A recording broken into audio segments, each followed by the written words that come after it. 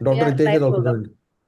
All We right. are live, Gaurav. So good evening, everyone. Let me welcome everyone on behalf of the Veterinary Society of India.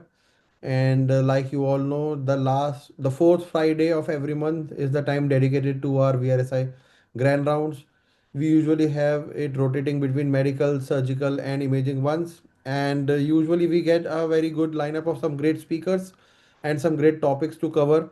So today the theme is essentially managing macular challenges, and I have with me first my co-moderator and friend Dr. Mohit Dogra from PGI Chandigarh.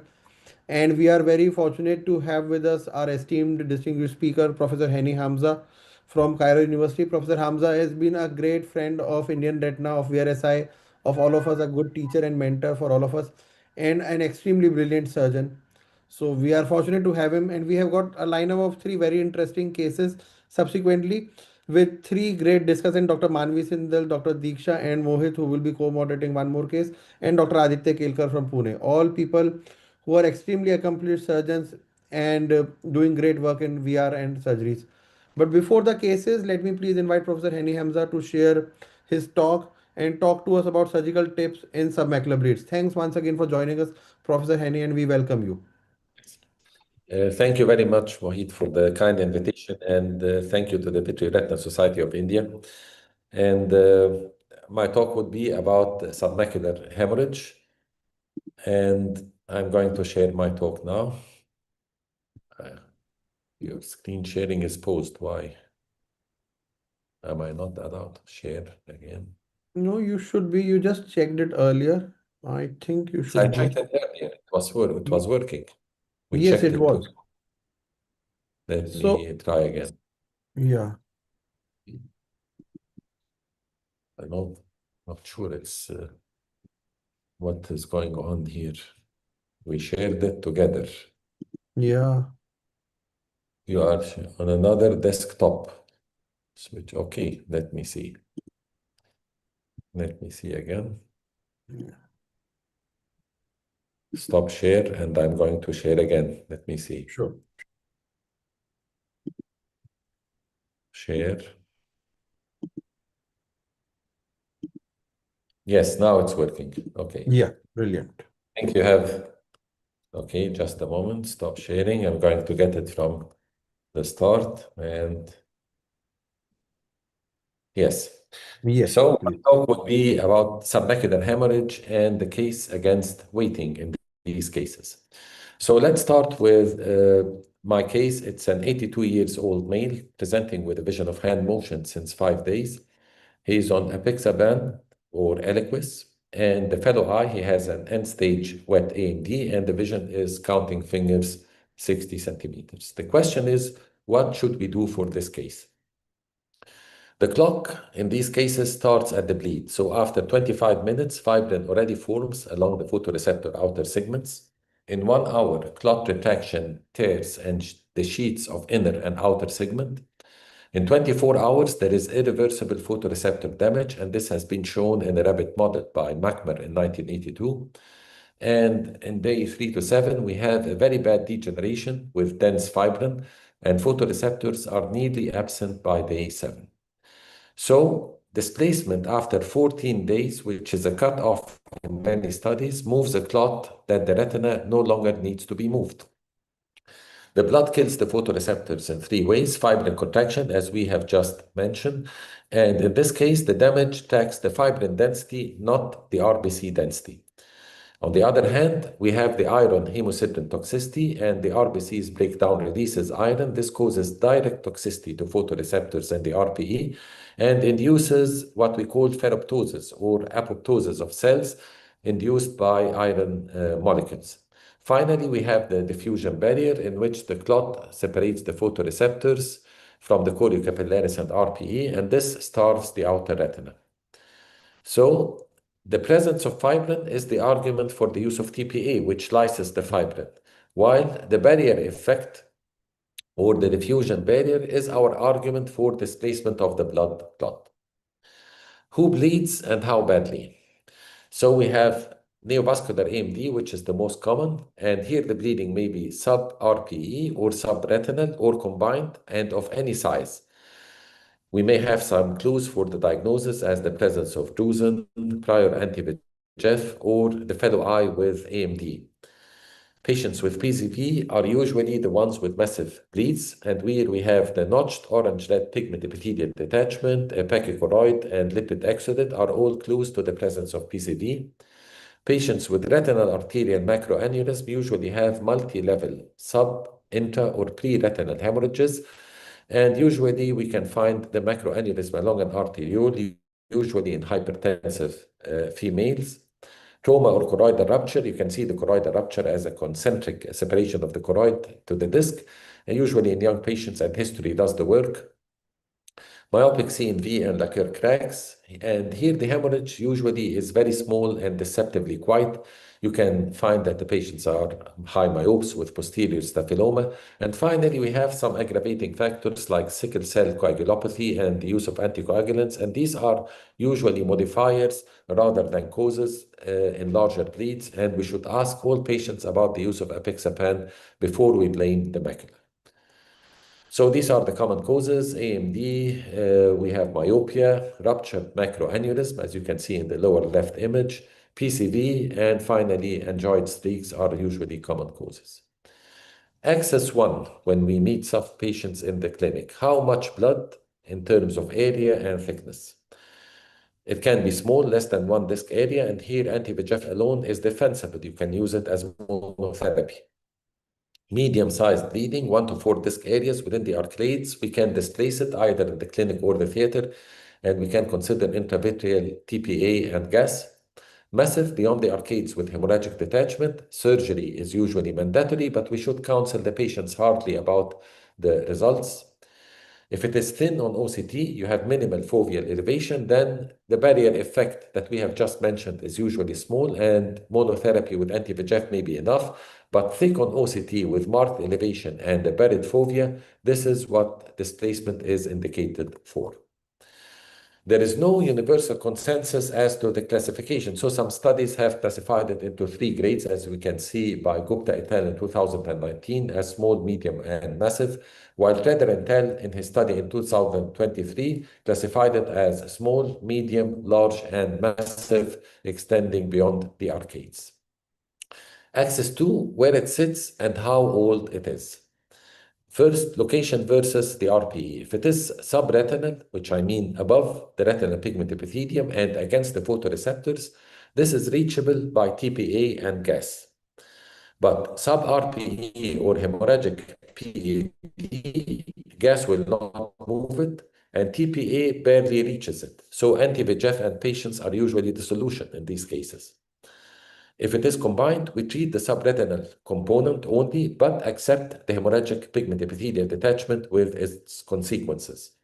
As far as the duration, if it is fresh, less than 3 days, then it is liquid enough and every option is available, whether it is monotherapy or intravitreal injection of TPA or surgery, according to other factors we just mentioned. Subacute, 3 to 14 days. Clotting is there, but it is lysable. So TPA is on the table, on the menu. And if it is organized more than 14 days, then it is fibrotic, adherent. Displacement is usually futile. Damage rarely has occurred and no use for surgery. So when I see a patient, I have in 30 seconds these questions to answer. How old? How big? How thick on OCT? Above or below the retinal pigment epithelium? And finally, why did it bleed? Whether it is neovascular, AMD, PCV, macroaneurysm, or trauma, as this sets the operation and the aftercare. We have 5 moves on the board. Observation and anti-VEGF for small, thin, sub-RPE blood or more than 14 days. Anti-VEGF monotherapy treats the lesion but does not move the blood. Pneumatic displacement and intravitreal injection and TPA and expansile gas can be done in the clinic. Vitrectomy and TPA and gas, this is definitive displacement. And finally, salvage surgery for massive bleeds and breakthrough vitreous hemorrhage and retinal detachment. Anti-VEGF alone may be better than its reputation. And the evidence is that in the CAT trial, 50% of the blood subgroup or 7% of the cohort had visual acuity gains comparable to the trial overall. However, In the CAT trial, they excluded blood past the arcades. So the massive bleeds were never in the data set.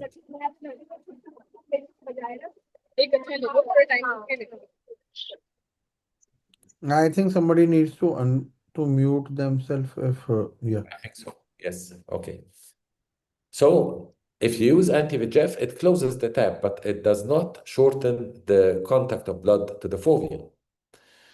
Pneumatic displacement or can be a clinic option. Use intravitreal TPA 50 micrograms in the STAR protocol in 0.05 millimeters, and you can use pure SF6 or C3F8 if you want a longer bubble.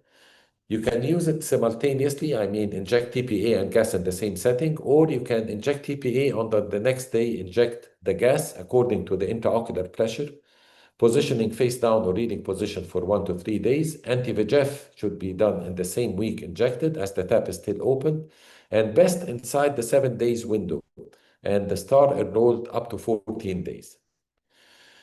Advantage is no vitrectomy, no theater slot on the same day. The price is less, and reliable displacement sometimes of a thick clot, but it's not that reliable and definitive as vitrectomy and subretinal TPA, which is the definitive displacement.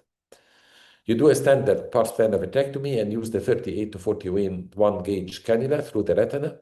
The dose is 12.5 to 25 micrograms in the Tiger protocol. And in the STAR protocol, they used up to 50 micrograms at 0.5 milliliters. Inject the slow bleb over or at the edge of the clot until it lifts. Avoid the fovea for entry, of course. Tamponade, fluid air exchange, 20% SF6 or C3F8. Positioning prone for 3 days. And the variant by Tamer Mahmoud is he is injecting subretinal air in some of the cases, which I have done in my initial cases, as you will see in the videos, but then I stopped because of complications. TPA, how does it act? It binds to the fibrin strands within the submacular clot, concentrating its activity at the hemorrhage site, and this complex dramatically increases TPA catalytic efficiency, localizing it to the clot, converting plasminogen trapped within the blood clot itself into active plasmin, and this cleaves the crosslinks in the fibrin and lyses the clot and makes it, which can be aspirated or left to be absorbed in the retina. Back to our patient, who is an 82 years old male with hand motion and massive subretinal bleed, as you can see. He's on apixaban, and it's in the other eye end-stage wet AMD.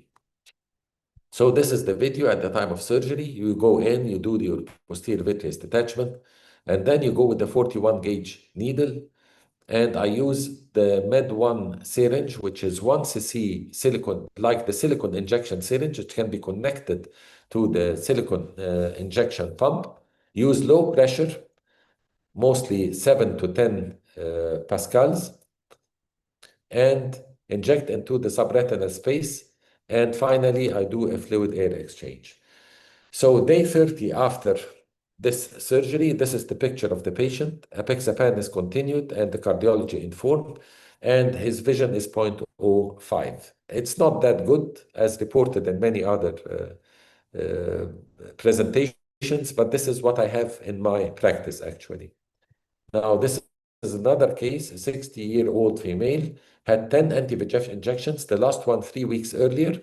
Time from hemorrhage to surgery is 3 days. Again, I'm injecting here at the edge of the blood clot, and I rely on the fluid air exchange to push this into the blood clot posteriorly. A small air bubble came into the subretinal space, and finally doing the fluid air exchange again. And this is the picture again after 8 weeks, a vision of 0.05. And you can see the OCT with actually the retinal layers are disorganized and there is still subretinal fluid, and she's continuing anti-VEGFs. Now, this is a female physician, 68 years old, and this is the first presentation. Actually, no history of anti-VEGFs, vision, hand motion. Time from hemorrhage to surgery again is 3 days. And this is at the time of surgery. Went as the previous surgeries. I'm injecting at the edge and putting the TPA under the retina. I usually inject at the edges of the clot because I'm always concerned about increasing the tension within the blood clot and inducing an iatrogenic macular hole. This is the picture at 8 weeks. The patient has, as you can see, this is an RPE rip, as you can see it in the color image. And again, on the fluorescein angiogram, a vision of 0.1, not that satisfactory again. And this is the last video, a 30 years old male, completely healthy with sudden visual loss. He has sub-ILM hemorrhage and also subretinal hemorrhage at the same time. At the time of PVD, I had upper retinal breaks, which I lasered. I removed the sub-ILM hemorrhage, as you can see. And now I have this sub-ILM blood clot, which I thought it's loose, but actually it was connected to the submacular hemorrhage. So actually, I induced an iatrogenic retinal break in this case. I used the break to aspirate the subretinal blood after injecting perfluorocarbon and did laser over the break, which was fortunately away from the macula. And this is the post-operative OCT, and this patient actually gained vision very well, up to 0.7. But comparing vision in this eye with the other eye, he mentions that the picture in this eye is somewhat pixelated. It's not the same vision as before, but nevertheless, it's a good result. So the lesson is, if you have a combined sub-ILM hemorrhage and submacular hemorrhage, you have to assume that they are connected and be cautious while removing the sub-ILM clot, as it has a component in the subretinal space. So what are the head-to-head trials are usually saying? The STAR trial actually included 90 patients. On one group, pars plana vitrectomy and subretinal TPA versus pneumatic, and both received anti-VEGF, both arms. But they dealt actually with so small submacular hemorrhages, less than 2 disc areas in diameter. Both arms gained visual acuity and no significant difference between both groups. But this can apply only to small submacular hemorrhage. But we are all looking forward to the results of the TIGER trial, which compared the pars plana vitrectomy and subretinal TPA, 25 micrograms and SF6 20% versus aflibercept plus aflibercept and versus aflibercept alone. And the results are awaited actually, and we are all looking forward, as this is a head-to-head trial between the two techniques. What are the complications we should quote when counseling the patient? Breakthrough vitreous hemorrhage, and this is very common actually in post-operative that you induce, because this blood that has been liquefied can break through the retina and you can get a vitreous hemorrhage. You may need to do a vitreous lavage. And actually, if you don't do anything, this is the natural fate also of the submacular hemorrhage in many cases. Rhegmatogenous detachment and iatrogenic retina breaks, but usually the incidence is less. It was much more with the submacular surgery trial with clot excision. Incidence is around 6%. RPE tear, as you have seen, with large hemorrhagic PEDs. Recurrent submacular hemorrhage, and this is disease-driven. The lesion rebleeds if anti-VEGF injections actually are missed. TPA toxicity, and actually you should keep within the recommended doses of 25 micrograms, maximum 50 micrograms, because it has a real toxic effect on the photoreceptors. And finally, full thickness macular hole, and I'm going to show you the case I had. It's rare, but related to subretinal air, as you can see in this case. It was a case of submacular hemorrhage. The patient had AMD with previous injections. I'm injecting the subretinal TPA slowly. And at one point, while I was increasing the subretinal TPA, a large amount of air entered into the subretinal space, as you will see, and it will induce this iatrogenic macular hole.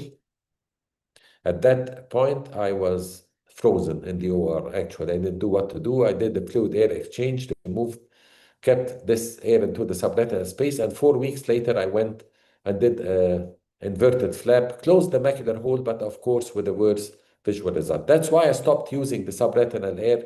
I find it has no role anymore.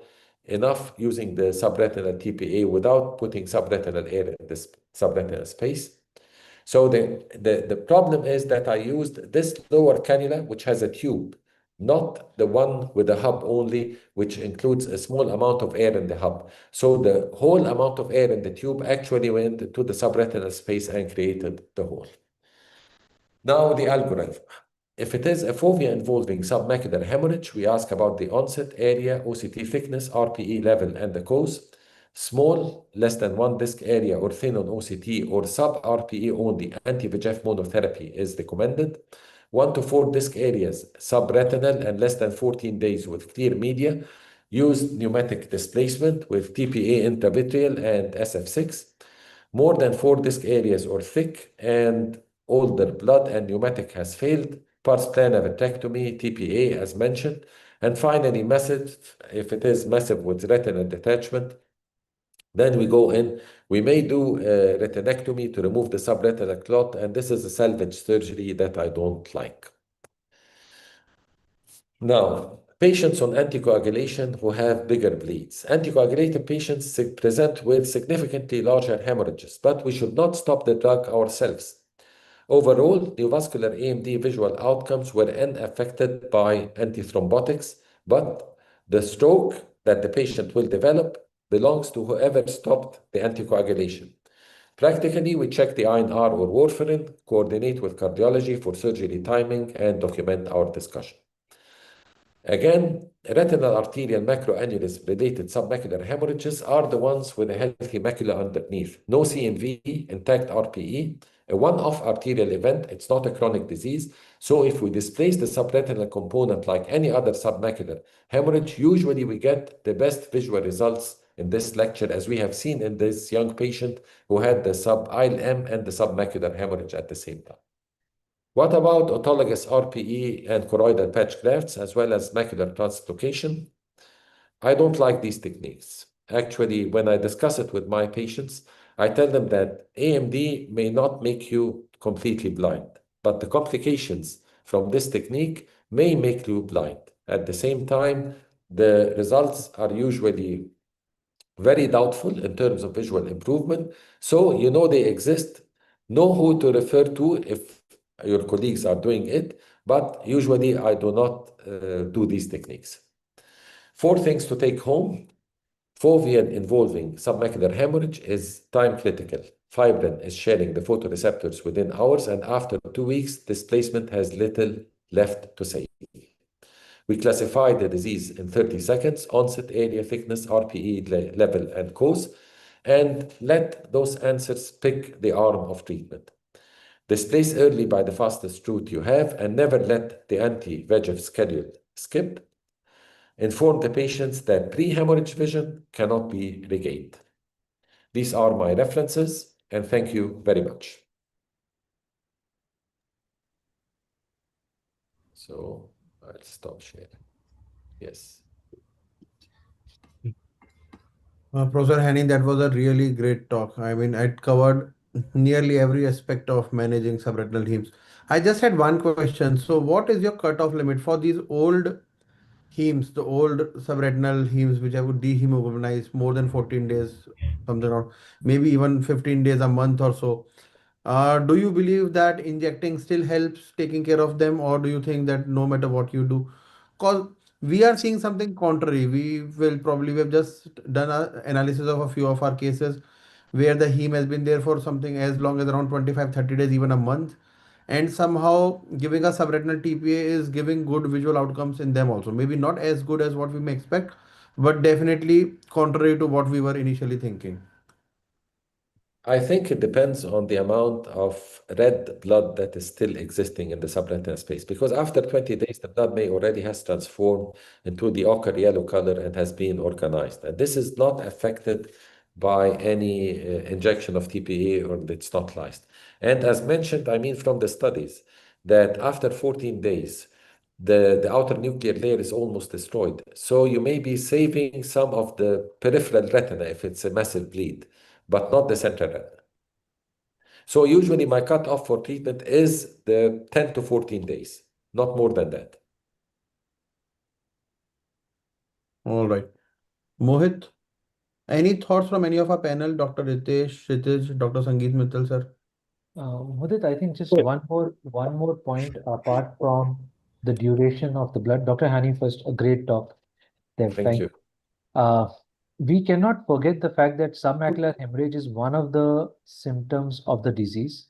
The underlying disease eventually will play a role as to the final visual outcome. So, no matter, I still believe till about 14 to 21 days, as you are saying, up till 28 days also, if the underlying pathology is such where you feel that the damage to the photoreceptor would not be that extreme. Suppose, let's say it's a post-traumatic one where it's a younger patient and that much amount of photoreceptor loss has not occurred, it's still worth giving it a try. Whereas if it's a scarred CNVM which has bled, or an already pre-existing disease with atrophy and an elderly patient, the disease eventually plays a role. So it's not about just final visual acuity that you get. I think still it's worth attempting to displace the blood if it's a large amount. I don't think it's going to be displaced after 21 days. I mean, it's going to be more or less, you're going to have a smaller scar, as you have mentioned. But this needs a very thorough discussion with the patient about the results. If they accept taking this risk and accept the possibility of non-improvement, then I think it's better than doing nothing. It may be a good option there. Right, Dr. Hani. So, Mudit, Dr. Yeah. Mudit, as you just mentioned that we are giving contrarian results when it comes to older hemorrhages, and in my experience, and also from we had done a good number of cases in Disha, one of the largest hospital in Eastern India, where we use the Martel Mahmood's subretinal therapeutic cocktail mixture. And even I, in my 10 cases or 12 cases which I have done, I have been able to displace those old hemorrhages. And yes, as Dr. Ritesh pointed out, that if there's not much of a scarring, then one may get some good functional outcome. But also these trials like the submarine trial and another real world data where they compared the subretinal therapeutic cocktail, where the subretinal air is also used, vis-a-vis plain pneumatic displacement with RTPA.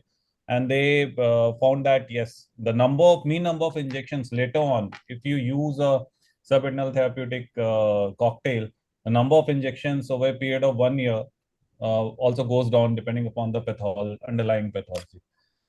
So Can I yes, ask you? there's not. Yes, sir. Sorry. Yes, sir. Can I ask you what are the components of the cocktail? And I mean, suppose you have operated on maybe 10 or 15 patients. How many patients did improve, and how many patients actually had the same? So Because I mean, this 10 may of be those, interesting to I've me to done change my. Hmm. So the component of subretinal therapeutic cocktail constitutes of the anti-VEGF. Mostly we were using ranibizumab.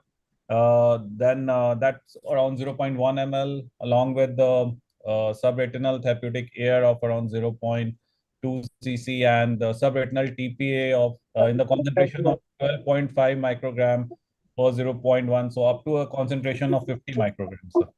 Yes. And yes, Okay. out of my 12 cases, 10 cases I had good anatomical outcomes. And as you showed in one of your small submacular hemorrhage of 2 days diameter, I also got this complication of full thickness macular hole when I injected the air. So I had to take up that patient again after 6 weeks and do the macular hole surgery.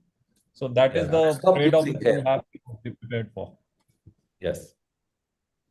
Udit, if I may add something. Yes, Yes, please. please go ahead. Yeah. Hi, Dr. Hani. Nice talk. Hi, And nice Hamjeet. seeing Nice you to after see you such a long again. time. Thank you. Yeah. You have some white hair now. Yes. Yes.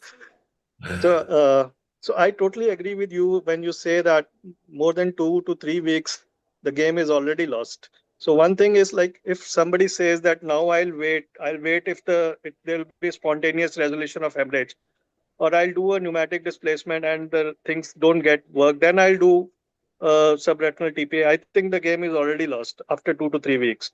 So because the scarring sets in, and I think uh, taking care of the, leaving aside the retinal, the RAMs or the post-traumatic, in any other case, if you try after 2 to 3 weeks, you won't get good results. So there's no point trying also. And secondly, there to avoid macular holes, I think if you inject subretinal air, if you are using air, then I think it's best to use the inferior. You go inferior to the arcades, and then you inject air. The air will go downwards and not towards the macula. So once you inject air, the air travels downwards, and then you inject TPA. You cover the whole of the macula, and then you ask the patient to sit up. Just cover the, uh, just do a 50% fluid air exchange, and the air bubble then won't go up, and it will remain in the fovea after you ask the patient to sit up post surgery, and that is where it works very well, and that is what Dr. Tamer generally advises. You inject inferiorly and the air goes down, then you inject, do a 50% fluid air exchange, ask the patient to sit up, the air then travels back up into the fovea and stays there. I think that is what Dr. Tamer generally That's a good advises. point. Yes, it's a good point. But actually, I didn't feel that the air in the cases I have done initially added to the results. So that's why I thought maybe it's better to do it without air, as the classic technique says. But maybe I Yes, will try to try this technique again and see how it works. Yes. yes, I think, but in some cases, the patients don't agree to lie prone post-operatively. Many of these patients, they're old and they refuse just to Yes. lie prone. In those cases, you have to try this Yes. technique. Yes. Another point I would like to ask about putting ranibizumab in the same cocktail with the Yeah. TPA. We don't know the Uh, action of the two medications together in the subretinal space. I would prefer to put it at the end of surgery and inject it at the end of surgery yes. inside the IGF cavity. So That's I have not used it subretinally, but I do what you say post surgery. I give ranibizumab. When I finish my surgery, I also use some TPA in the vitreous cavity also, just to yes. be sure that. Yes. Just want to make a couple of points, sir. This is apart from what's already been spoken, I think terrific points by everyone. But this is just touching on apixaban because that was used. This is for the general audience because for most of us who might not be now abreast with what the current standard of care as far as oral anticoagulants are concerned, very seldom will you have people now on warfarin or direct vitamin K antagonists. You might sometimes have patients or certain indications on low molecular weight heparins, but the direct oral anticoagulants, the DOACs, which apixaban is the most commonly used, has now replaced because it's safer. B, if you want to, the onset is quicker, and C, the dietary and the eating restrictions that a patient might have with warfarin do not have those concerns are not with apixaban. The good thing with apixaban is that if you want to do a vitreoretinal surgery, even if there's submacular hemorrhage, and the patient is on apixaban, yes, you would ideally want to try and stop it and have a dialogue with either the cardiologist or the neurologist, depending on who started. But if the underlying condition is such that there's a heightened risk and it cannot be stopped, performing surgery, vitreoretinal surgery, be it retinal detachment, be it submacular hemorrhage surgery, is fairly safe. So apixaban that way is not a concern as much as warfarin is. And I'd also like to make a point about fellow eyes and the natural history. So if someone's bled in one eye underneath the macula, secondary to either AMD, well, for the most part, wet AMD, but I'd also club PCV into that group. Then there is, over the next 3 to 5 years, a 1 out of 4 chance that the fellow eye, so a 25% chance, can also have a submacular bleed. So you want to try and monitor because uh, for the most part, the fellow eye is going to be the better eye for this patient. Even if this patient has a spectacular result post either anti-VEGF alone or pneumatic displacement or surgery or a combination thereof. So please keep a very good watch on the fellow eye as well. Just 2 points apart from what were discussed.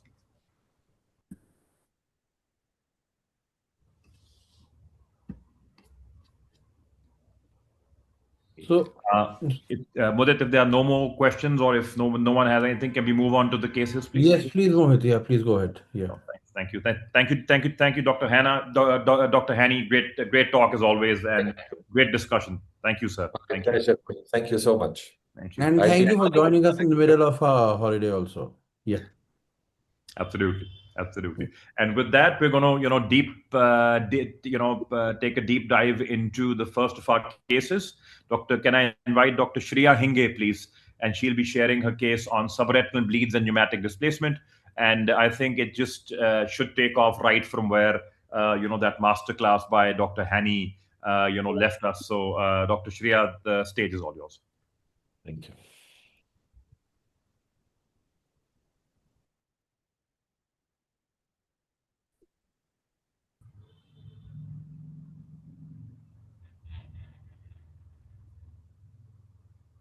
Shreya, you're not audible.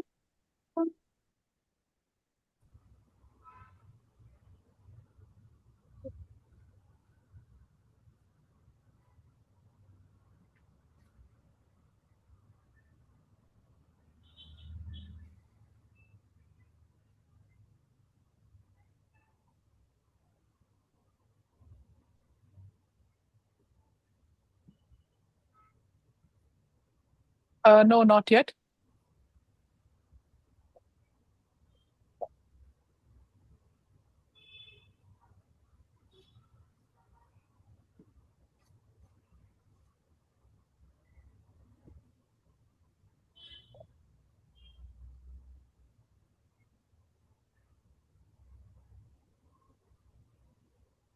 No.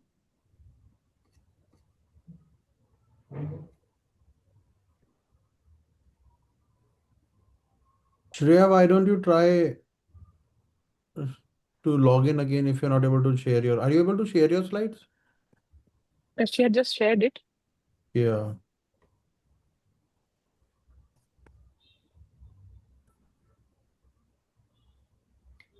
You have all the time, Dr. Shreya, but we can't hear you Yeah. also. Could you also unmute, Yeah. please? Yeah. We'd like to hear you as well. She's unmuted, but we are not getting her audio. Mohit, why don't we go on to the second case while Shreya Sure, ma'am. logs out and logs Yeah. back in?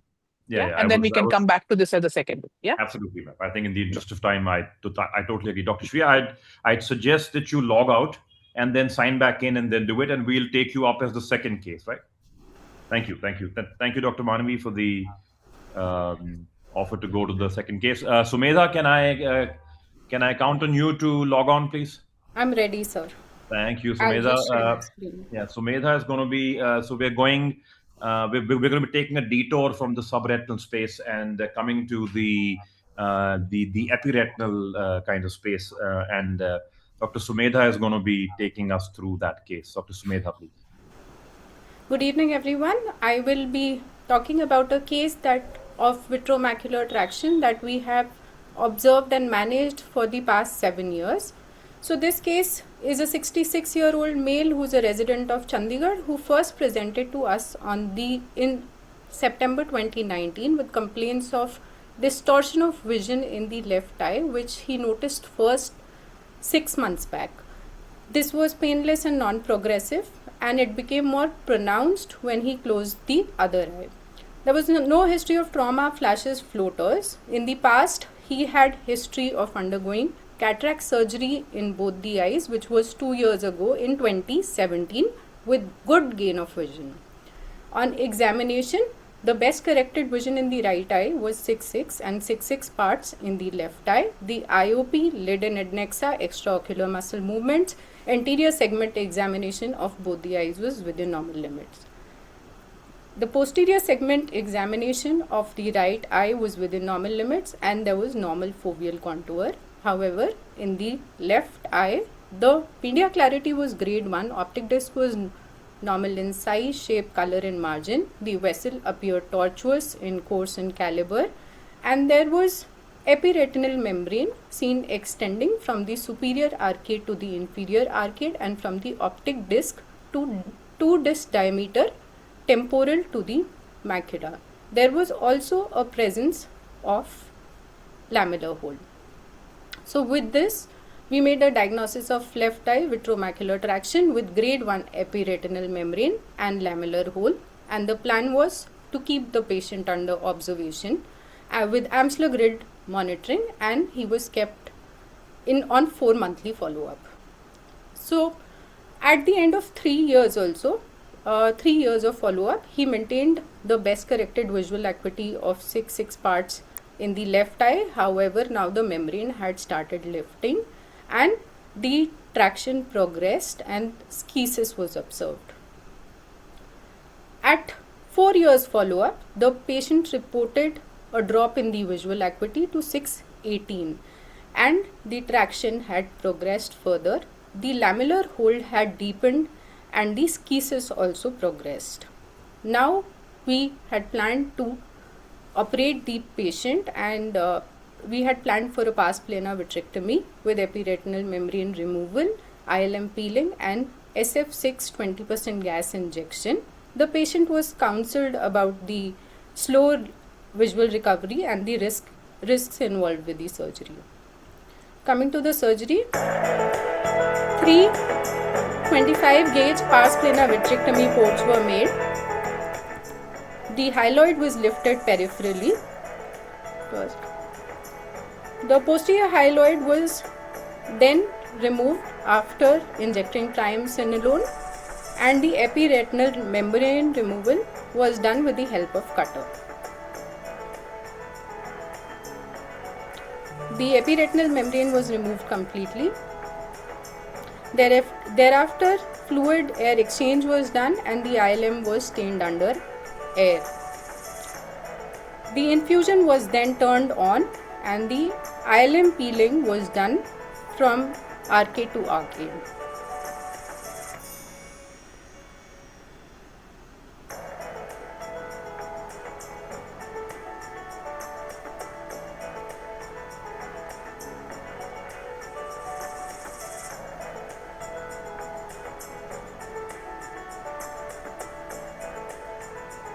There was a suspected break which was marked, FAX was done, the break was lasered and SF6 gas was injected. At the end of 7 months, the patient's visual acuity improved to 6/9. There was gradual restoration of the foveal contour and the schisis also improved. At 3 years post-op follow-up, that is when the patient followed up recently in 2026, he maintained a visual acuity of 6/9. Thank you. Thank you, Sumedha. Thank you for going through that, rather long follow-up case. Can you stop sharing your screen, please? Yes, Thank I'm you. trying to do that, sir.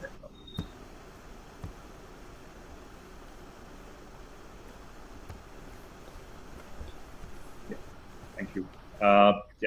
Well, I'm the discussant, so I'm not going to be dwelling too much on this. I'm straight going to, take a deep dive and get our panel, if they can chime in. If I can go to Dr. Ritesh, please. So, if I can come to you and, a targeted question to you, sir. When you're looking at, vitreoretinal interface disorders, and typically the ones in which there are no holes. So what is your take and what is your kind of mental quick algorithm of a VMA, a symptomatic VMA, a VMT with a pseudo/lamellar macular hole? How do you try and go? Which ones do you operate? Which ones do you follow? And the ones that you follow, how often would you follow, sir? Thanks, Mohit, for the question. So, coming to the first point, if the VMAs are purely based on how the patient is feeling symptomatic about it, because generally these flat VMAs may or may not, mostly will not have symptoms initially. So the whole discussion therein with the patient is the symptoms which the patient is having, is it attributable actually to that epiretinal proliferation, epiretinal membrane or not? Those patients are generally kept initially probably 3 monthly and then subsequently 6 monthly to see for visual acuity changes and for any development of metamorphopsia or the change which happens. Very often they don't progress. We all know that they just stay like that for many, many years together. Vis-a-vis a vitreomacular traction, which is especially the point attachment ones causing a pull on the retina, uh, the decision depends on the patient's symptoms. If the patient is symptomatic with metamorphopsia, then the visual acuity therein generally in a tractional VMT, which is pulling it up, generally takes a back seat, and I would go in for an early surgery in those eyes. Unless and until only one caveat is if it's a very small VMT, sometimes they can spontaneously go off also. So I may give a trial of 3 months and just wait and see. But in an elderly, very elderly patient. Otherwise, more often than not, VMTs, which are causing those pulls on the edge, causing cystoid changes, metamorphopsia, I would go in. I would not wait for visual acuity to drop. I would operate these eyes before any outer retinal changes start to develop in these cases. I don't want the post-surgery outcomes to be poorer. Whether I'll peel ILM or not is a separate discussion in altogether in itself. Because if you peel ILM, then you leave with the retina like that, a little boggy, which maintains for many, many years. VMT, first go, I may just do a just a hyaloid separation. I may not even touch the ILM in the first go. Fair enough, sir. I think fairly well said. Dr. Kshitij, if I can come to you and more nuanced, I'm going to narrow down the question a bit further. So let's say the patient has a VMT, so we're going to confines ourselves to VMT, and but the VMT was incidentally detected. So the patient had cataracts. The screening done by the anterior segment of the cataract surgeon was essentially normal. The cataract surgery was done fine. The patient regained vision. Patient is 6'9", and patient's not complaining. Patient's happy. And just because the patient's not going beyond 6'9", the anterior segment surgeon gets the OCT done, and then there is a VMT. Now the patient's not complaining, but there is a pull, and there is a definite VMT. What would be your take on this, sir? How would you manage this patient? So again, as you said that the vision is good in this scenario and the patient is asymptomatic and incidentally it has been picked up, patient lands up in my clinic. So I would, apart from the vision, I would look at the patient's complaint. I would look at the OCT scan, and I would specifically look for if there's a outer retinal cyst, or if there's a, where I see the outer retinal layers who you must start tenting up. So giving an indication that this VMT is definitely going to progress into, maybe into a full thickness hole, or the outer, or there could be a disruption of the outer retinal layers, the ellipsoid zone, and all those layers. So if that is there, then the patient would be under my close follow-up, since the patient would be counseled that yes, he would be requiring surgery at some point of time, definitely. So mainly I will look at the OCT morphology of the VMT, because what I have seen that in cases where we feel that VMT is a straightforward retinal surgery case, but once you go in, and many a times in my more than 50 to 70% of the cases, I have landed up creating additional breaks in the periphery while removing the VMT, because if the VMT is not releasing the macula in the center, then it's not going to release the retina in the periphery so easily. So those cases are not simple cases. Many a times you would land up putting in doing laser and doing gas injection as well. Fair enough. I think point very well made, and I think important point for everyone listening to keep in mind that if there is a reason that the vitreous is not separating or is anomalously trying to separate from the macula or the fovea, please beware and please keep your antennas up for the fact that you can have anomalous, and you will almost always have anomalous additions at other points in the retina also. So iatrogenic breaks / you being not able to get the hyaloid off, posterior insertion of vitreous base, all of those things are a very real possibility. Sangeet sir, I'm going to come to you with again 2 pointed questions, sir. One is regarding the role of ILM peeling in these patients. And second, will your management of VMTs, and I'm only talking about VMTs, sir, differ if it's just idiopathic or an isolated VMT or a secondary VMT, let's say in a PDR patient or a RVO patient? So those 2 questions, sir. Yeah. So I'll take the second one first. The secondary VMT, as you can say in vascular occlusions or as in PDR, I will do it a little earlier than a routine VMT case. And for a routine VMT case, my criteria is like if there is a documented progression, whether it is on OCT or it's on vision loss. If it is there, I will advise the patient surgery. And if there is a neurosensory detachment, again, as Dr. Kshitij also told, that if there are outer retinal cysts or any indication of a neurosensory detachment occurring in near future, it's an indication for a surgery. Or if there is a disorganized inner layers, then also is an indication for surgery. Otherwise, if the patient is asymptomatic, as you said, there's no symptoms at all, I won't touch it. And if you said like with the cataract, if you have to operate the VMT or epiretinal membranes, I will advise you do it before you operate the cataract, because otherwise the patient won't be happy at all. After the cataract surgery, he won't be happy. And even after you do a epiretinal membrane surgery, he will not regain vision and he will still not be happy after surgery. So you do the epiretinal membrane or the VMT first and then do cataract surgery, patient will definitely be happy. And if if I have to operate a ERM and the patient is asymptomatic, I'll wait for the PCO to happen, and then I'll take both the things together, and again I'll make the patient happy. Otherwise, for practical purposes, this is a totally different thing. The practical purposes, the patient is not going to be happy after this surgery if the patient is not symptomatic. So this is one indication. The first question was the role of ILM peeling. Again, if I see some distortion of ILM, I will definitely peel the ILM. If the ILM is fairly normal, then I won't touch it in a primary VMT case. For secondary VMT, I'll definitely do a ILM peel.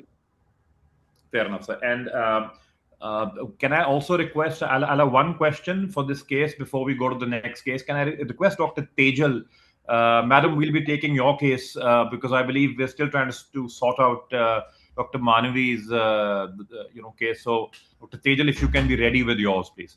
So just one question to the panel, and if they would want to take this.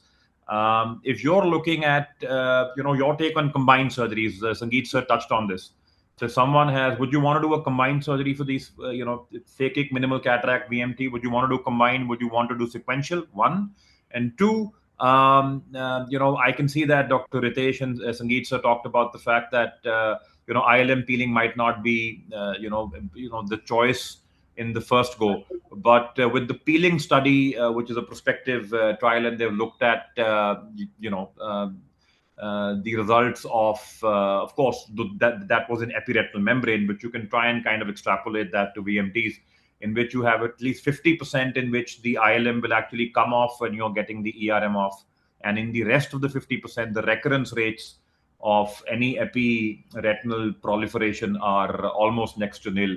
Would you still want to argue with good data? I think surgical data is hard to come by. That's almost as good data as any. So anyone from the panel who wants to take the peeling study and ILM peeling and combined surgery as a choice or sequential surgery? So, Mohit, if I can just add on that. So I agree with what the peeling study did show. So when I say VMT, I'll not touch an ILM is those VMTs in which there is no separate epiretinal peeling which is happening along with it. I'm talking about pure vitreomacular tractions. If there is a vitreomacular traction and there is another membrane which is stuck to the retina, I agree most of the time, 50% of the time, you'll have a part of ILM coming off with it. And in those cases, we definitely stain and remove ILMs which are there.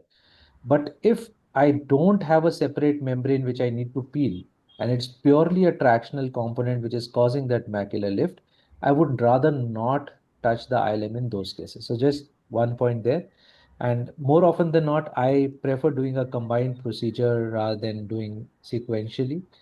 Either way, as what Dr. Sangeet was saying, you do one before the other, either of the two patient is not going to be happy in that interim period. If I do ERM peeling first, also the cataract is going to make him unhappy either way. And I feel also what helps me out is all these cases, if I have done a cataract before doing the peel, I'm able to do a much thorough vitrectomy and so that's my only caveat. I just add, I do a cataract more often than not in these eyes. These patients are a little more demanding. You have to understand, patient who is getting demanding because of VMT will not be happy with a cataract causing 6/9/6/12 also. So fair enough, sir. I think point well taken. I think for most macular surgeries, one should strongly consider trying to do either a combined surgery or if sequential, then a very well planned and very well explained fairly soon pseudophakia followed by vitreous surgery, depending on the logistics and who the operating surgeon is or not. Mohit, may I ask something? So please Add one. Yeah. So do you when you're treating a primary VMT case, a pure VMT case, so do you do a ILM stain and on the table to check whether there's an ERM or not? Because sometimes the OCT does not give you a clear picture. I do, sir. I do. I also do it just to see both. whether the whole ILM is like healthy or not. Luckily, I also have an intra-op OCT to try and check that out also along with it.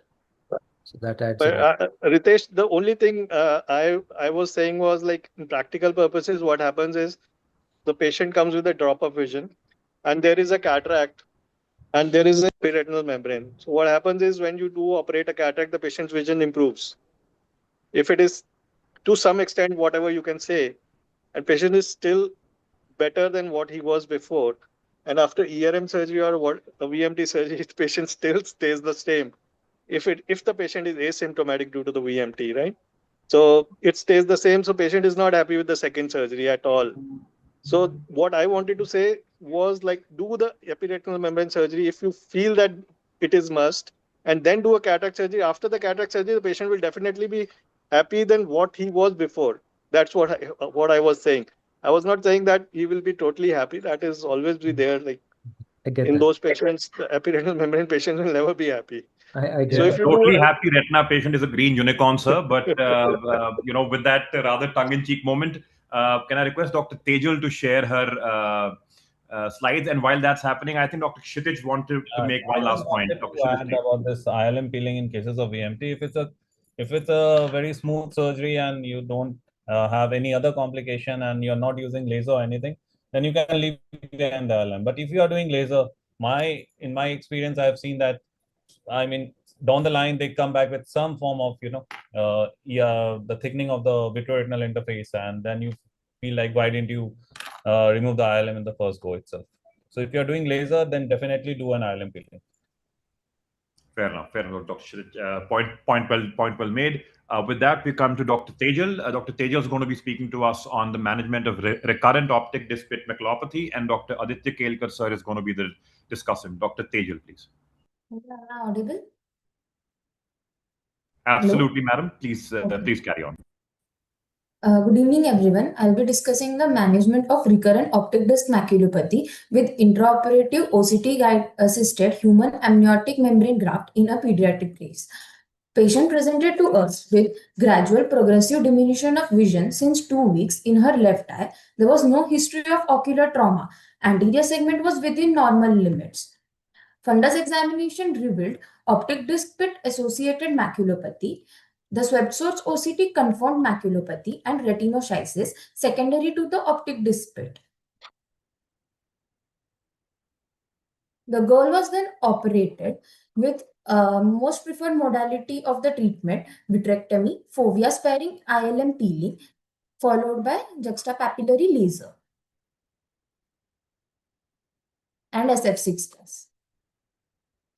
The patient recovered well with resolution in her maculopathy with best corrected visual acuity of 6/18. She maintained the same visual acuity at 6 months follow-up as well, with no signs of recurrence. However, 9 months later, despite her initial resolution, she presented again with recurrence of the maculopathy. OCT demonstrated recurrent retinoschisis with SRF and macular elevation.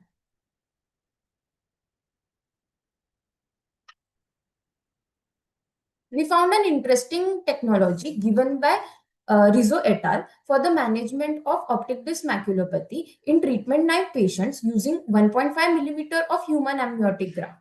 Here, we have used 3 millimeter of the graft. This was used attributing to the large size of the optic disc pit. Intraop OCT was used to, the graft was stained with BBG and the graft was snugly fit with the assistance of the intraop OCT.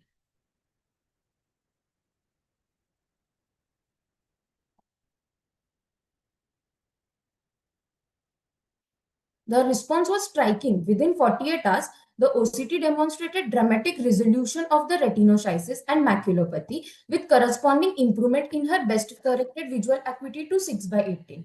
This treatment modality is new and has the potential to become the mainstay in the treatment of treatment-naive as well as patients presenting with the recurrence of optic disc maculopathy. Thank you. Thank you, Dr. Tejal. I think appreciate the management of the case and also really appreciate you sticking to time. Great case. With that, we come to Aditya sir. Aditya sir, your points and your take on the case, and then we'll open this up for discussion. So, as you know, this is a patient who had a recurrent optic disc pit with maculopathy and was treated with the amniotic membrane patch graft. And the reason for the rapid resolution here is that this patient is already vitrectomized. And that may be one of the reasons why it responded very quickly, and within 48 hours, we could see spontaneous resolution of the SRF. And we did not have to use any additional adjuvants like laser or gas in this particular patient, because I think the amniotic membrane graft was slightly larger in size.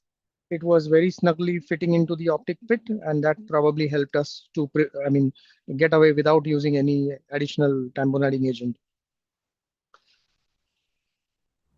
Fair enough, sir. I think points very well made. Do we have Dr. Hani Hamza still with us, sir? Are you there, or Mudit, any I idea? I think Professor Henny may have left. He had mentioned that he Fair would enough, fair like to enough. leave I wanted to earlier. get him in and take his opinion, but that's fine. Yeah. Mudit, I'm going to come to you now that you're here. Would you? I'm going to ask the tougher question, and no marks for no marks to me for asking as to what. But why not fibrin glue it? So Why the not just put problem with fibrin glue fibrin. on the optic disc? So people have tried it. I believe even Aditya had a video where they have probably used it. The problem with fibrin glue is that it is not permanent. It goes away in a span of just 2 weeks. So I am not very sure. I have tried it in 2 or 3 cases with mixed results. In two it worked, in one it did not work. And I do not have a very concrete answer which can probably explain why it worked in those two, why it did not work in the others. So I am somehow not very convinced with the idea of fibrin glue. Reason being that it stays there only for a week. After a week or 10 days it goes away. So that's why I am not honestly a very big proponent. I would love if it would have worked. I would love fibrin glue to work everywhere. But to be honest, I don't think it will hold too much of a value in these cases. Amniotic membrane or even an ILM flap, if you put it over there to cover the pit, those probably will be better options for me rather than a fibrin which is temporary.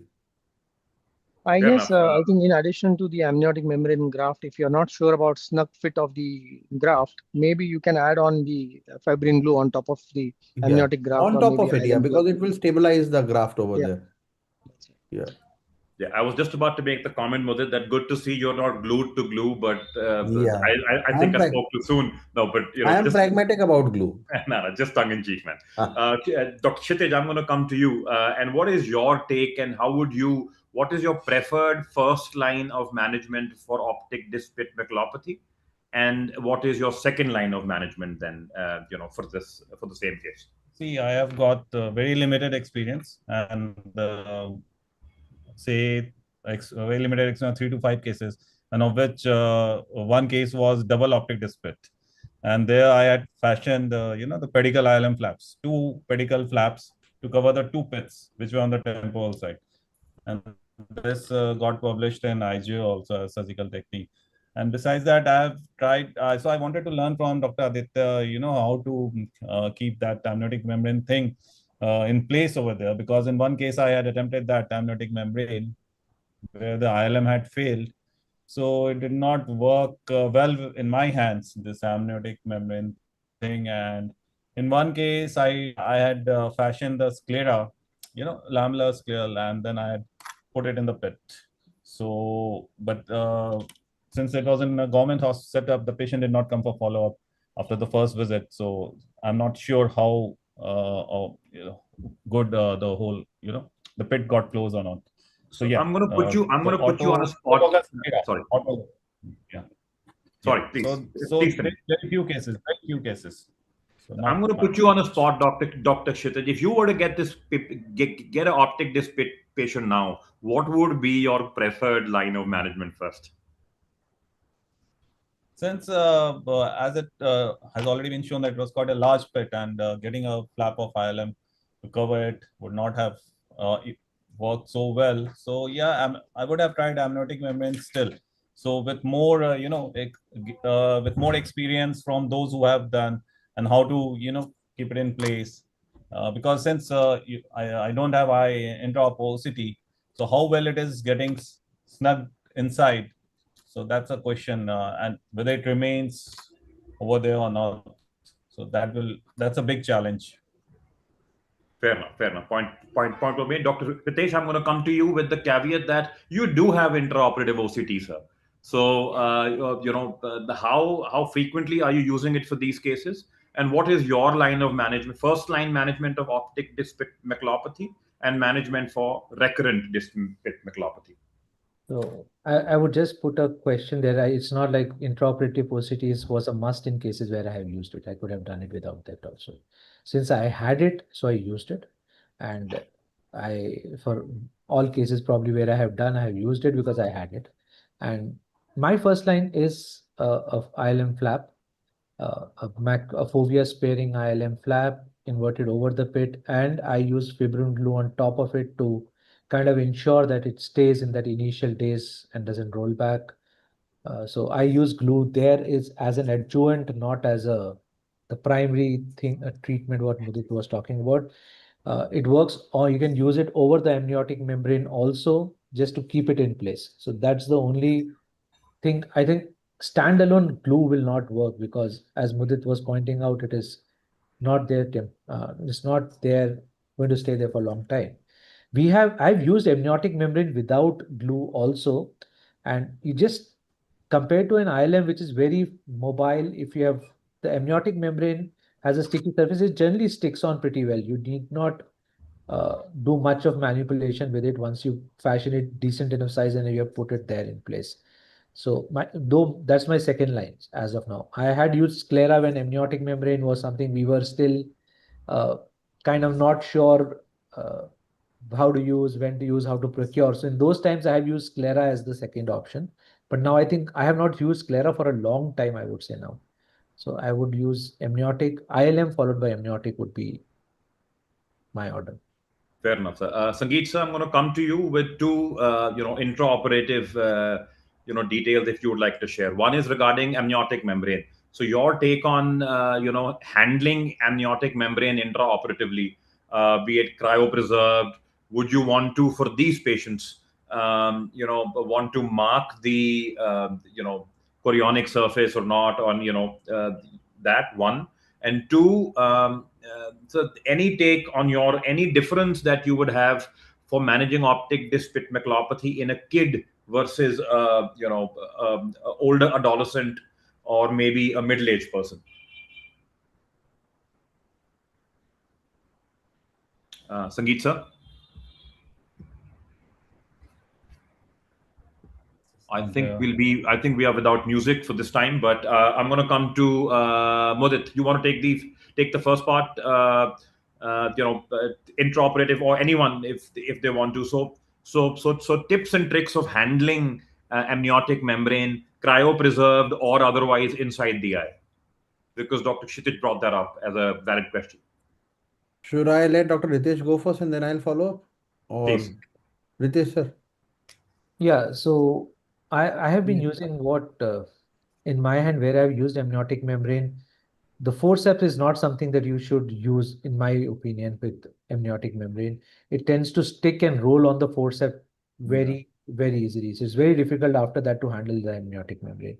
I would preferably use a bimanual approach, use a chandelier, use a diamond dusted membrane scraper or a finesse loop to kind of open it up under fluid and then slide it and then do a fluid air exchange over it.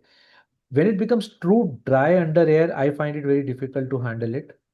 So keeping it moist and wet under fluid, the only thing you have to be careful is your trocar cannulas should be good. They should not be leaking a lot of fluid, because if they leak a lot, then your turbulence levels goes up and then it's very difficult to control it. So preferably good sealing trocar cannulas which are not leaking, so that you can handle these membranes. Initially put it with a forceps, take it onto the surface, open it up with two finesse loop or a diamond duster and a finesse loop, take it to its proper position, and then after that do a fluid exchange. That's my approach to it. Forceps, it's very tricky. It gets stuck to forceps. If you use two forceps, it just forms a kind of a cylinder there. Then it becomes very tricky to handle. Oh, fair enough. Mudit, anything you want to chime in with, or anything you want to add? No, nothing. I totally agree. I think with forceps, and you have to be Agreed. careful. You'll end up, it's like lacerating it. It becomes tattered. That happens to them. Aditya, if he's here, maybe if he Yeah. wants to add something, because So the way I grip the amniotic membrane graft is such that the entire amniotic membrane graft lies within the forceps itself. So usually we tend to hold the tissue in such a way that the tissue lies in front of the forceps. Here, the amniotic graft entirely lies within the grip of the forceps. So as you introduce it through the trocar, it doesn't slip out or get entangled in the trocar or cannula. And then as we approach the retina, it then is disengaged, and then you can obviously snugly fit it into the optic pit. We usually measure the size of the optic pit pre-operatively on the OCT and try to secure a graft which is of slightly bigger size than the optic pit itself. So that also ensures that the optic pit is snugly filled with the amniotic membrane graft. Fair enough. Can I just please. ask one question to Aditya? Aditya, any preference of, do you think that it's easier to put it inside with a 23 gauge rather than a 25? Yeah, if you have that 23, in fact, maybe you can even do a sclerotomy instead of using a trocar cannula stride, directly enter through the sclerotomy. That would make it extremely easy. Right. Oh, fair enough. I Yeah, just have 23 gauge, obviously. Yeah. just have a couple of points to make regarding the, pediatric optic disc pit maculopathy, something which typically one tends to see a lot less of. This was a 14-year-old. You can get younger, kids also with this. I think two things to be kept in mind, which is different from the adults with this pathology. A, the incidence, and this is again anecdotal, but it's reported. The incidence of spontaneous resolution of optic disc pit maculopathy in kids is higher than in adults.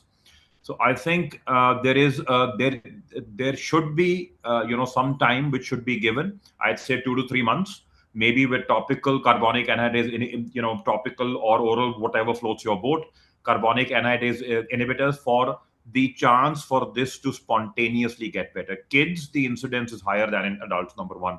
Number two, if there is only retinoschisis, and it could be multi-layer retinoschisis, inner, outer, middle, whatever, but no subretinal fluid, I think one should be very wary of trying to operate these. I would almost suggest not to operate and observe and try and operate when there is subretinal fluid with or without an outer lamellar hole, because that's what you can try and get better. The schisis, for the most part, may not respond to surgery.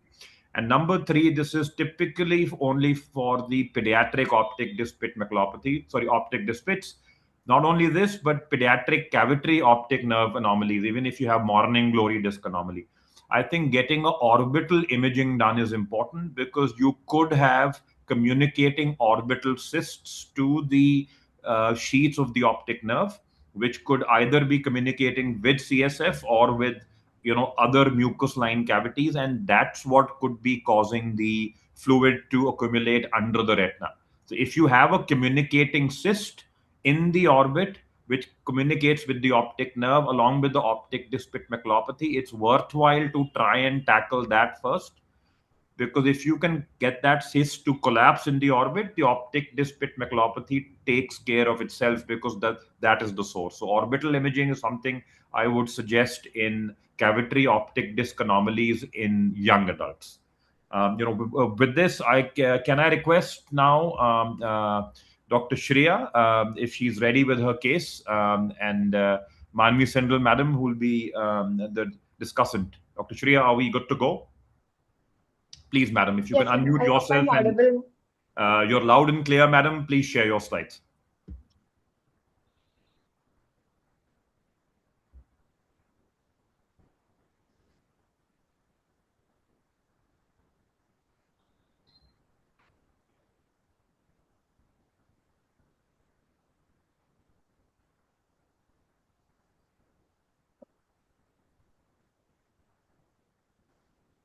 Good evening, everyone.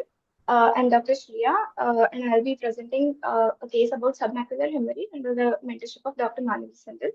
So, a 67-year-old female presented to us with a paracentral blind spot.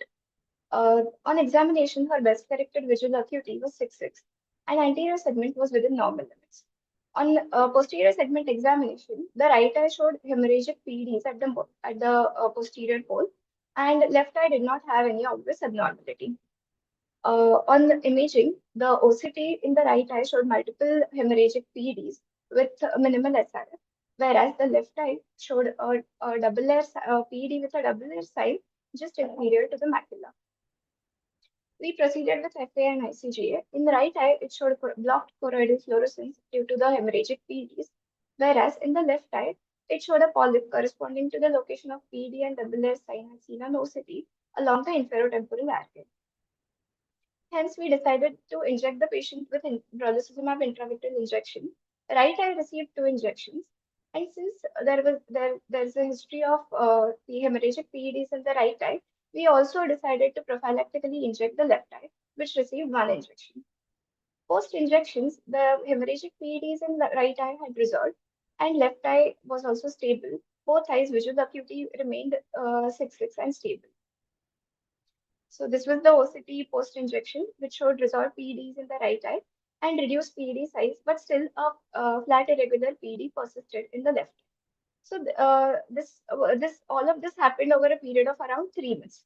2 years after this, both the eyes remained quiescent, and the right eye remained quiescent thereafter also. Now let's see how the story of left eye evolved. This was the Octa done. After the injection, which showed no polyps in the right eye, but BNM in the left eye, corresponding to the polyp. So this was 2 years later. On a routine examination, the patient was asymptomatic with a best-corrected visual acuity of 6/6, and we found a hemorrhagic PED, new hemorrhagic PED in the left eye. We proceeded with FA-ICGA, which showed choroidal fluorescence because of the PED, and an enlarged BNN and a row of polyps this time. Octa also showed an enlarged BNN.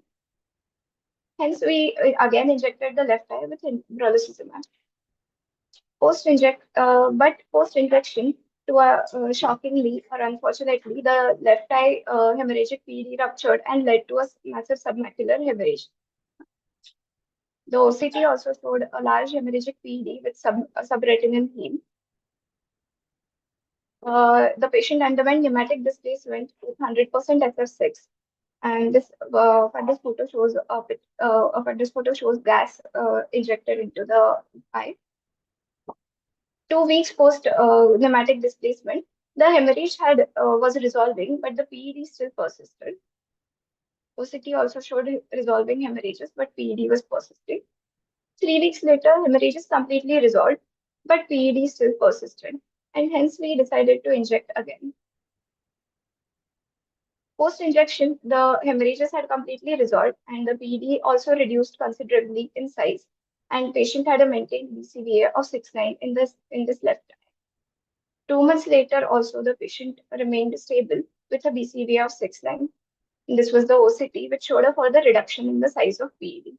After this, the patient remained on regular follow-ups and had a few recurrences of minimal SRF, for which the patient received injection of brolucizumab in both the eyes, 1 injection in the right eye and 2 injections in the left eye after this follow-up. And this was the most recent follow-up, which shows the fundus photo, which is stable. The best corrected visual acuity was 6/9, and the OCT also shows just a flat irregular PED.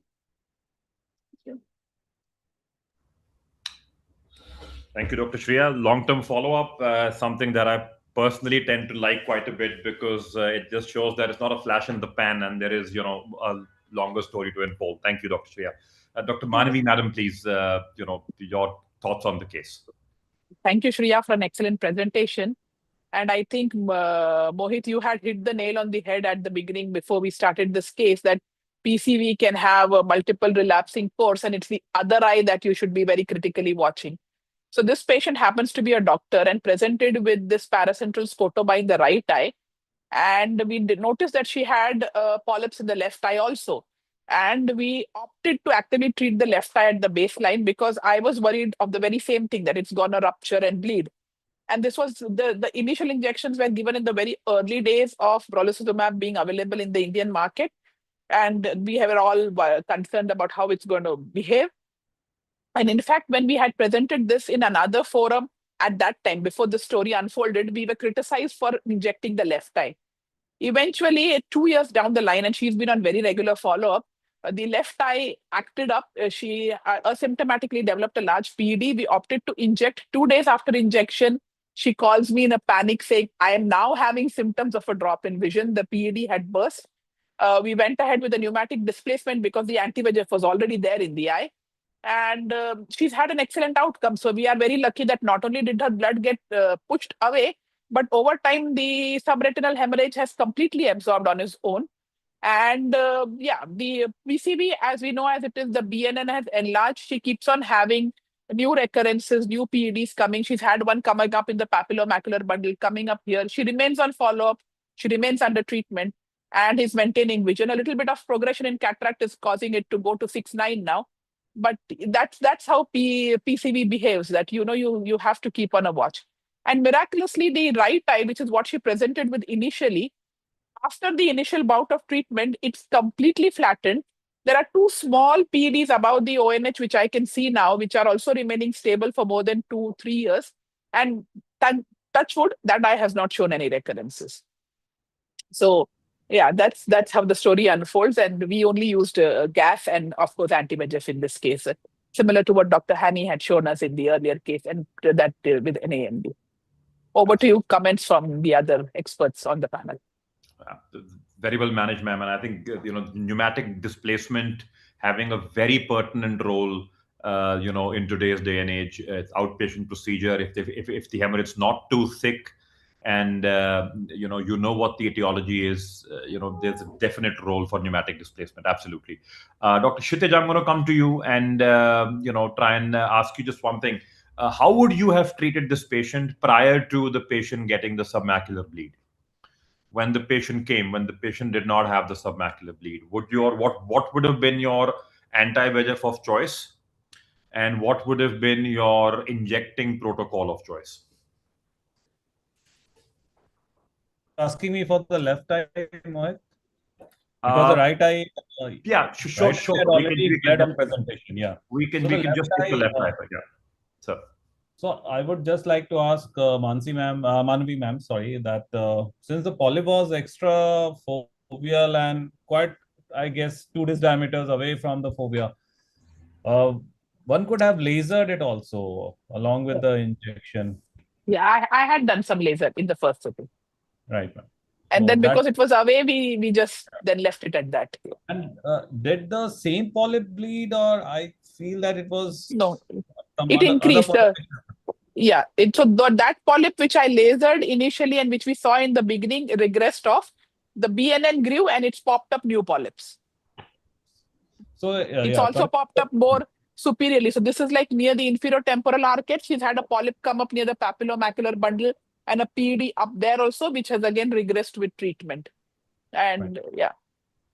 So even my experience with this very powerful dry eye, which is brolucizumab, wherever I get a submacular hemorrhage, which does not require radical surgery, and where I'm going in with the pneumatic displacement, my first choice would be brolucizumab for PCV, because in 6 months the entire picture changes and they do remain dry for very long.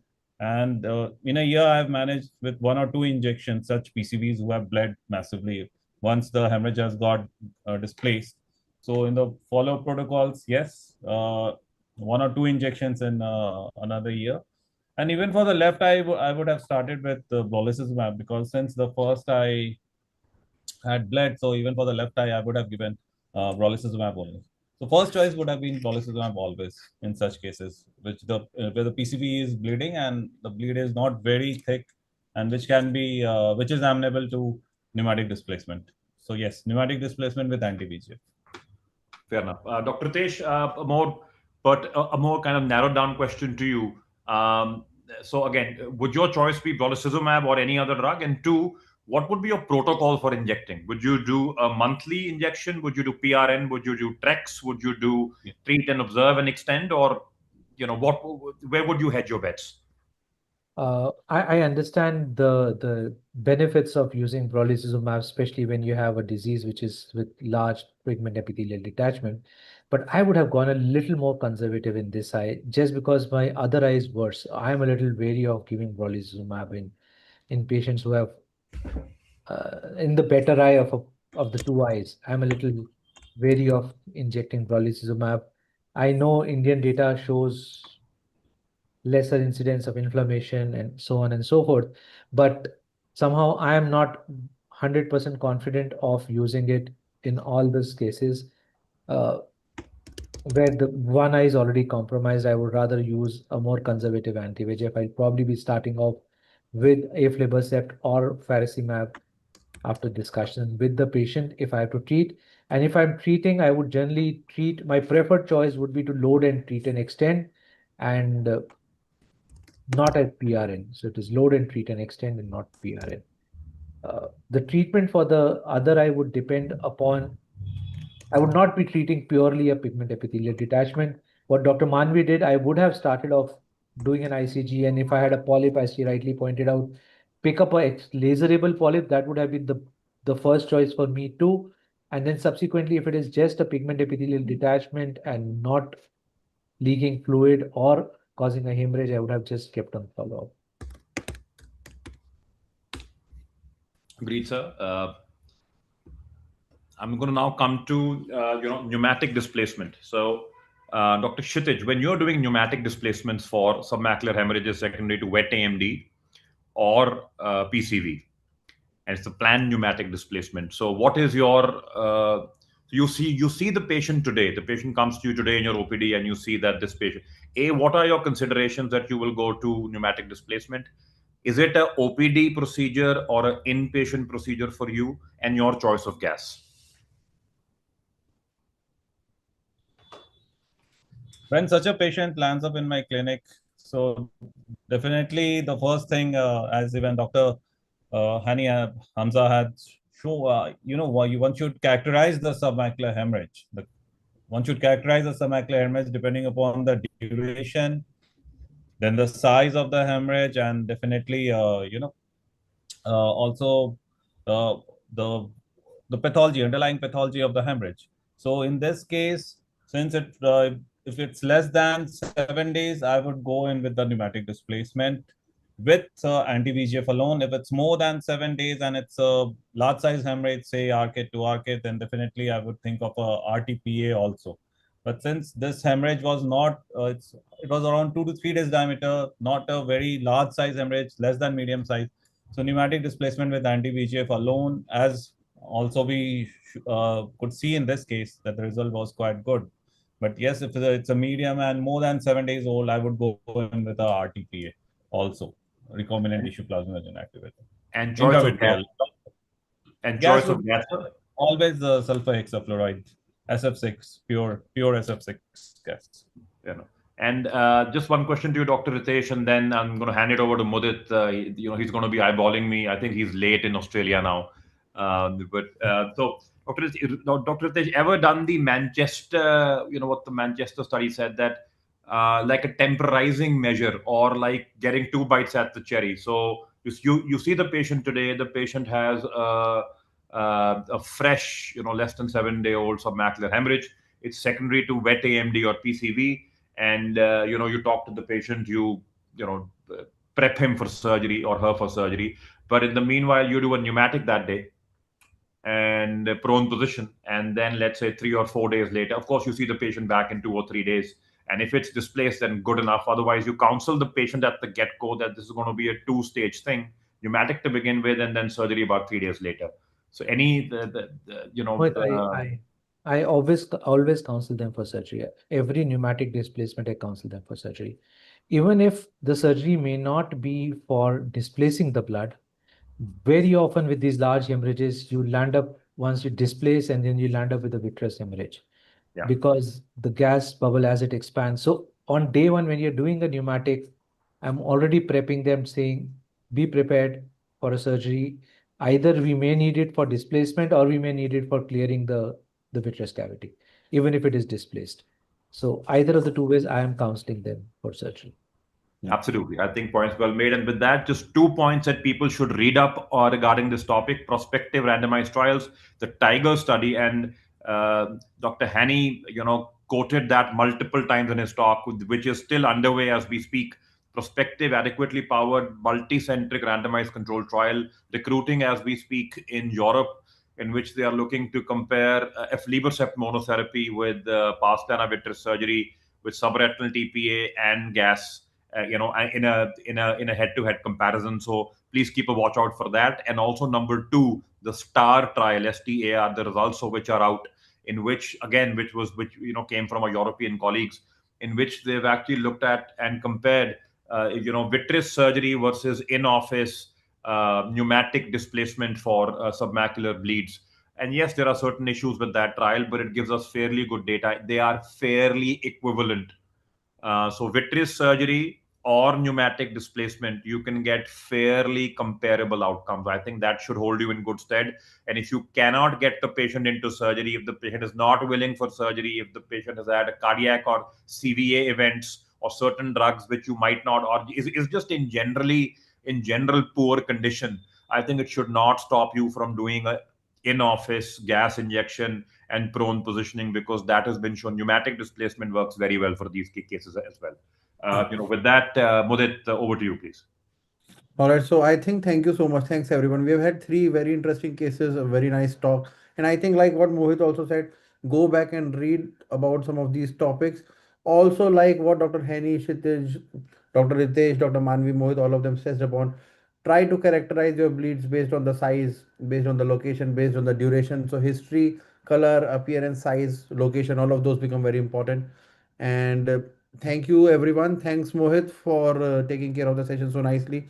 Dr. Manvi, Dr. Ritesh, Dr. Kshitij, Dr. Sangeet Mittal, and Dr. Henny, and all of the participants, all the presenters. Great cases. Thanks once again for joining us. And this will be posted on YouTube also, so you can go back to the VRSI website and listen to the talk and listen to the discussions again at your leisure. I think the more we listen, the more points we'll be able to get again and again. So thanks once again, everyone, and thanks to everyone for joining us, and to the Numerotech team for supporting us in this. So have a great evening, everyone. Till we meet again next month for another session of the VRSI Grand Rounds. Good night and have a great day. Thank you, Mudit. Thank you, everyone. Bye. Thank you. Yeah. Thank Good you very night. much. Bye. Good Bye. night. Good night. Bye.